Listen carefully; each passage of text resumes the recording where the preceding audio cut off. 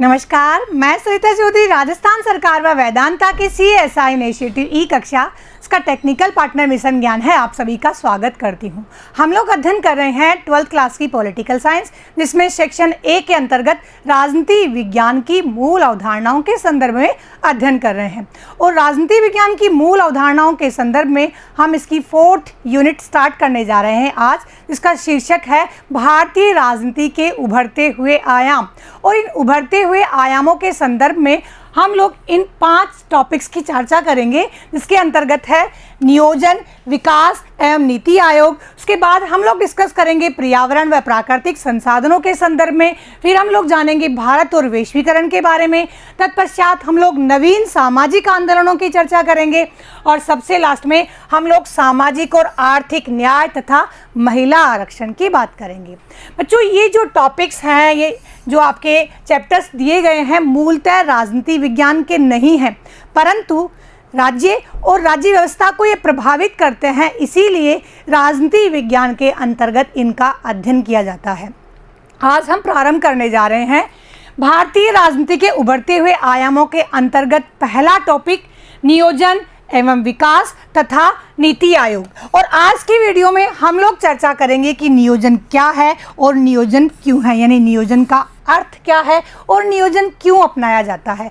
1 number का या 2 number का बहुत ही इंपॉर्टेंट प्रश्न बनता है। इसे इसलिए इस प्रकार से ही पूछा जाता है कि नियोजन अपनाने के प्रमुख उद्देश्य क्या हैं, स्पष्ट कीजिए। तो ये सब बातें आप उसके अंतर्गत लिख सकते हैं, जो मैं आज की वीडियो में आप लोगों के साथ डिस्कस करूंगी। तो आइए हम लोग स्टार्ट करते हैं कि नियोजन क्या और नियोजन क्यों। सबसे पहले जानते हैं कि नियोजन क्या होता है। नियोजन यानी प्लानिंग, यानी हम भविष्य के बारे में जो भी प्लान करते हैं, जो भी पहले से पूर्व निर्धारित करते हैं या योजनाएं बनाते हैं, उसे नियोजन कहा जाता है। जैसे कि हम लोगों को पिकनिक पे जाना है, तो हम लोगों ने डिसाइड कर लिया कि हम कितने लोग जा रहे हैं, हमारे पास क्या क्या सोर्सेज हैं, सर्दी है या गर्मी है, उसके अनुसार हमें कपड़े लेने हैं, हमें वहाँ खाने की व्यवस्था किस प्रकार से करनी है, किस व्हीकल से हम लोग वहाँ पर जाएंगे, कितने देर ठहरेंगे और क्या क्या सोर्सेज हैं हम जहाँ उनका उपयोग कर पाएंगे।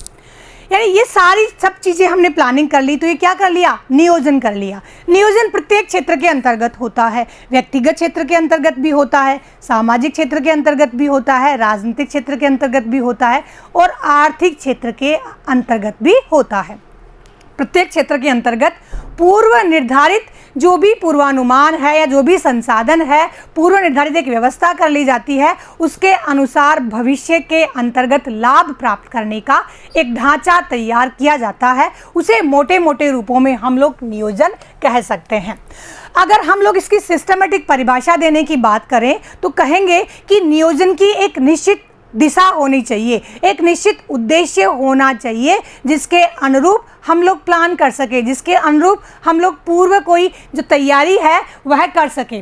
तो नियोजन किया जाता है वह एक सोच समझकर किया जाने वाला प्रयास है, जिसमें पहले से उद्देश्य निर्धारित कर लिया जाता है, हमारा उद्देश्य स्पष्ट होता है। फिर हम लोग बात करेंगे उद्देश्य के अनुरूप हमारे पास साधन संसाधन क्या क्या हैं और इन संसाधनों का उपयोग हम उस उद्देश्य की प्राप्ति के लिए किस प्रकार से कर सकते हैं, हम उसके लिए एक व्यवस्थित प्रयास करना प्रारंभ कर देते हैं। फिर तीसरी बात होती है, इसके अंतर्गत अवधि निश्चित होनी चाहिए, यानी इतने समय तक हम यह कार्य इस प्रकार से पूरा कर देंगे। तो यह सारी बातें नियोजन के आवश्यक तत्व होते हैं। यानी नियोजन का उद्देश्य स्पष्ट होना चाहिए, निश्चित दिशा के अंतर्गत उठाया जाने वाला कदम नियोजन कहलाता है। तो इसके लिए एक व्यवस्थित प्रयास होना चाहिए और व्यवस्थित प्रयास के लिए जो अवधि है वह भी निश्चित होनी चाहिए। तो वह प्रक्रिया या वह विधि क्या कहलाती है, नियोजन कहलाती है।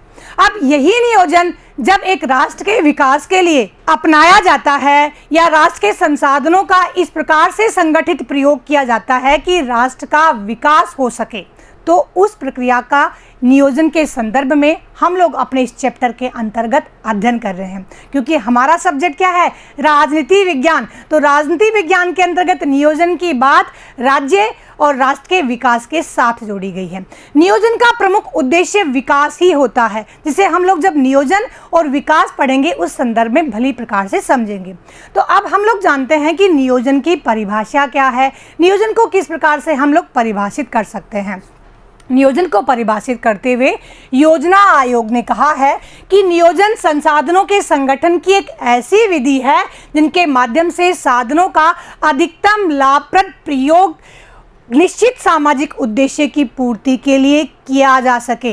यानी संसाधनों के संगठन की वह स्थिति इन संसाधनों के माध्यम से अधिकतम लाभ प्राप्त किया जा सके और इनका अधिकतम उपयोग करते हुए निश्चित जो हमारे सामाजिक उद्देश्य हैं उनकी पूर्ति की जा सके। तो हम लोग कह सकते हैं कि नियोजन वह प्रयास होता है जिसके अंतर्गत जो उपलब्ध संसाधन है उन संसाधनों का अधिकतम प्रयोग करते हुए अधिकतम सामाजिक आर्थिक लाभ प्राप्त किया जा सके। अब हम लोग डिस्कस करते हैं कि नियोजन क्यों अपनाया जाता है। कॉपी और पेन साथ में रखें और जो चीज़ें मैं बता रही हूँ उन्हें आप नोट कर लें। नियोजन क्यों अपनाया जाता है, जैसे मैंने आप लोगों को अभी बताया कि किसी भी समाज के कुछ निश्चित उद्देश्य होते हैं, किसी भी राष्ट्र के कुछ विकास प्रतिमान के कुछ लक्ष्य होते हैं, उन्हें वह राष्ट्र प्राप्त करना चाहता है, उन्हें वह राजनीतिक समाज प्राप्त करना चाहता है। तो उन लक्ष्यों की प्राप्ति के लिए नियोजन को अपनाया जाता है। अब हम लोग चर्चा करेंगे कि वो लक्ष्य कौन कौन से हैं। यानी सामाजिक आर्थिक उद्देश्यों की पूर्ति के लिए नियोजन को अपनाया जाता है। जब हमारा देश आज़ाद हुआ तो उस समय परिस्थितियां दूसरी थी, लेकिन धीरे धीरे विकास गति प्राप्त करते हुए विकास के जो मानदंड हैं, विकास के जो प्रतिमान हैं वह भी बदल गए, तो हमारे लक्ष्य भी परिवर्तित हो गए। इसलिए जो नियोजन का स्वरूप हम लोगों ने देश की आज़ादी के साथ ही तय किया था, अब उसमें धीरे धीरे परिवर्तन आ गया और इन परिवर्तनों को भी हम लोगों ने अपने नियोजन के अंतर्गत शामिल कर लिया। तो जो प्रारंभ में जो प्रयास किए थे वो तात्कालीन आवश्यकताओं के अनुरूप थे, लेकिन जब परिस्थितियां परिवर्तित हुई तो हमारे नियोजन के उद्देश्य भी परिवर्तित हो गए। तो आइए हम लोग चर्चा करते हैं कि नियोजन क्यों अपनाया जाता है और एक अच्छे नियोजन के मुख्य उद्देश्य क्या होते हैं। सबसे पहले है संसाधनों का समुचित उपयोग। जो भी संसाधन एक राष्ट्र के अंतर्गत, एक राजनीतिक समाज के अंतर्गत या एक भूखंड के अंतर्गत हैं, उन सभी संसाधनों का समुचित उपयोग किया जा सके, ताकि इन संसाधनों का समुचित उपयोग करते हुए हम अपने राष्ट्र का विकास कर सकें। यानी राष्ट्रीय विकास के लिए संसाधनों का समुचित उपयोग नियोजन का प्रमुख उद्देश्य होता है। दूसरा उद्देश्य है बेरोजगारी दूर करना। देश की जनता को रोजगार चाहिए और रोजगार उनके आर्थिक स्तर में वृद्धि करता है, उनकी संपन्नता में वृद्धि करता है, उनके आत्मविश्वास को बढ़ाता है और ये सारी चीज़ें एक राष्ट्र के विकास के लिए आवश्यक होती हैं। तो बेरोजगारी दूर करने के लिए नियोजन इस प्रकार से अपनाया जाए कि सार्वजनिक तथा निजी क्षेत्र के अंतर्गत अनेक प्रकार के रोजगार सृजित किए जाएं, उत्पन्न किए जाएं, ताकि अधिक से अधिक लोगों को रोजगार प्राप्त हो और बेरोजगारी की समस्या दूर हो। तो नियोजन बेरोजगारी का निराकरण करने के लिए भी अपनाया जाता है। कौशल विकास से तात्पर्य है कि जो जनता है उनमें अनेक प्रकार की प्रतिभाएं होती हैं, अनेक प्रकार के कौशल होते हैं। उन सुषुप्त प्रतिभाओं को नियोजन के माध्यम से जागृत किया जाता है और जो अनेक परंपरागत कौशल हैं उनका नवीनीकरण करके उन्हें राष्ट्र निर्माण में, समाज के उत्थान में लगाया जा सकता है। आर्थिक असमानता कम करना भी नियोजन का एक अन्य प्रमुख आवश्यक तत्व है या अन्य उद्देश्य है। इसके लिए भी नियोजन को अपनाया जाता है। आर्थिक असमानता कम करने से तात्पर्य, जैसे मैंने आप लोगों से बात की कि नियोजन का उद्देश्य होता है बेरोजगारी दूर करना, यानी सभी लोगों को रोजगार उपलब्ध करवाना ताकि समाज में आर्थिक असमानता कम हो, प्रत्येक व्यक्ति के आर्थिक स्तर पर विकास हो सके। अब आर्थिक स्तर पर विकास होगा तो उसमें आत्मनिर्भरता तो आए ही, साथ साथ समाज में जो गरीब और अमीर की खाई है वह भी पाटी जाएगी। उसी खाई को पाटने का कार्य भी नियोजन के माध्यम से किया जाना चाहिए। नेक्स्ट है संपूर्ण राष्ट्र का विकास। संपूर्ण राष्ट्र का विकास से तात्पर्य है कि राष्ट्र के अंतर्गत अनेक राज्य हैं, प्रांत है, इकाइयां हैं। इन सभी प्रांतों का, सभी क्षेत्रों का संतुलित विकास हो सके और सभी को अपने विकास के लिए संसाधनों का उपयोग करने की व्यवस्था प्राप्त हो सके। तो नियोजन का यह भी एक उद्देश्य होता है। नेक्स्ट है आय में वृद्धि करना, लोगों को रोजगार उपलब्ध करवाना, कौशल विकास करना, असमानता दूर करना और आय में वृद्धि करना। इस प्रकार की आर्थिक परिस्थितियां उत्पन्न करना कि लोगों के आय में वृद्धि हो, लोगों के इनकम सोर्सेज में वृद्धि हो, उनकी आय अधिक होगी तो राष्ट्र की आय भी अधिक होगी। इसलिए नियोजन के माध्यम से यह प्रयास किया जाना चाहिए कि लोगों को रोजगार के अवसर प्राप्त हो, जिससे व्यक्ति के आय में और राष्ट्र की आय में, दोनों की आय में वृद्धि होगी। और जब दोनों की आय में वृद्धि होगी तो खुशहाली होगी, यानी सामाजिक उन्नति होगी, और जिसके कारण लोगों के जीवन स्तर में सुधार होगा तो वह राष्ट्र के विकास में अपने आप ही योगदान देने लगेगा। राष्ट्र का विकास भी स्वाभाविक रूप से होने लगेगा। नेक्स्ट है राष्ट्रीय आत्मनिर्भरता।